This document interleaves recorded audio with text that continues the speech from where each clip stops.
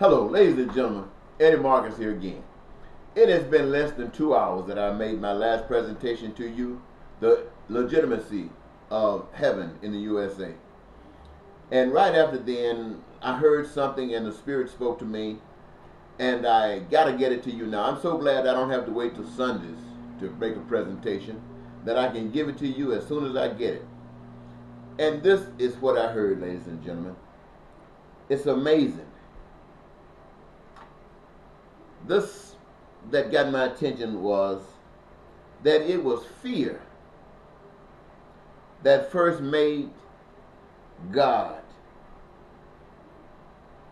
It is fear that first made God in the world. Fear that first made God in the world. I thought about that, and I'm reminded that to wake up on earth, no one but yourself, what is there to fear? Nothing. You don't know what fear is. And then there is something that comes up to make you understand that your protection is found in the constituency, or should I say consistency, of doing what you have been doing that has protected you and maintained your existence. And then someone comes along and interferes with that reality, causes doubt, and threatens death, threatens to end that situation, that reality. Didn't work.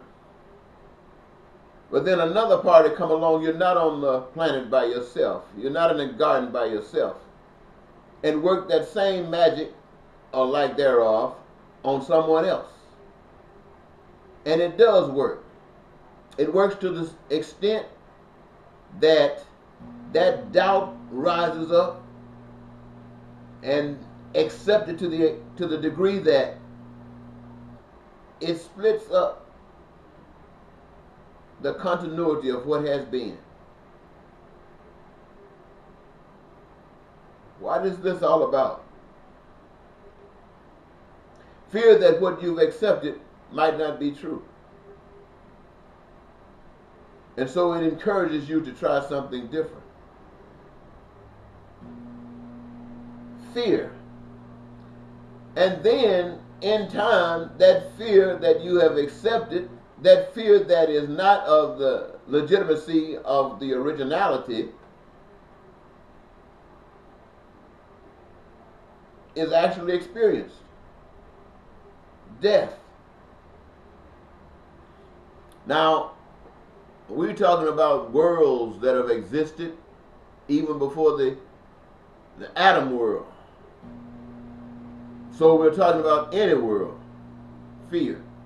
And I say that because that is exactly what allows the world to be in the condition that it is in today, fear. Fear. Fear from rules and regulations that have been set up to manipulate and guide you to follow and order a system that's established for the benefit and good of someone else, with the lie that is set up for your benefit.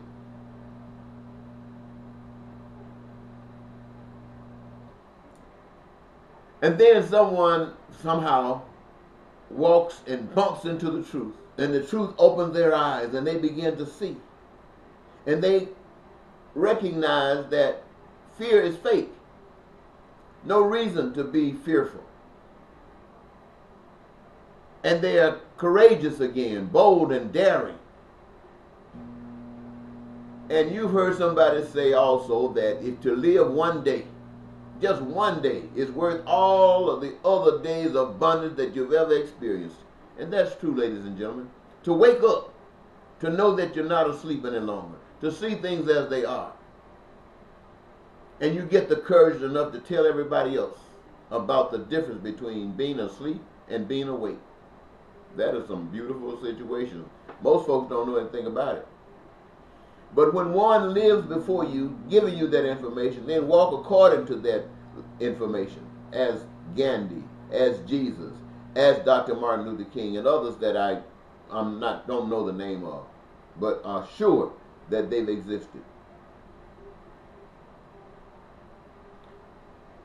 And you see yourselves walking straight down a road that leads to hell, and yet you have the evidence of the other way. You can recognize that fear is the reason for gods. Dictators are gods to the people that fear them. Dictators are gods to people who fear them. That's why, if it's true, the Jews were marching into those death chambers, too fearful to even resist them. That is why people who stood up in South Africa, who were gunned down, and others refused to. That is why Africans who stayed on the boat when others were jumping off in the ocean. That is why the natives who marched into the concentration camps rather than stand up, all because of fear. Everyone else, all of the others, they weren't fearful. They were courageous. And while they're not seen anymore, we just suppose that they are no more. At least they aren't in this hell. Now, my whole purpose for saying these things to you, ladies and gentlemen, is that I want you to know that every day of our lives, every day, is Judgment Day. Judgment Day. How are you going to respond to the situations of life? Are you going to walk to the dictates continuously of that which robs you and robs others? Rob your family, rob your brothers and your sisters and your race and your nation and your world? Are you going to continue to follow that because you are afraid of what will happen to you if you don't? You might be talked about. You might be persecuted in that you lose your income. You might be jailed or imprisoned. You might be killed. All of these things, what represent fear? Well, it is fear that made possible for God or gods in the world. But how you respond to it each day is your judgment day. Think about that. It's just a thought I had that I wanted to share with you. I'm sure you can do better than I did. Go for it.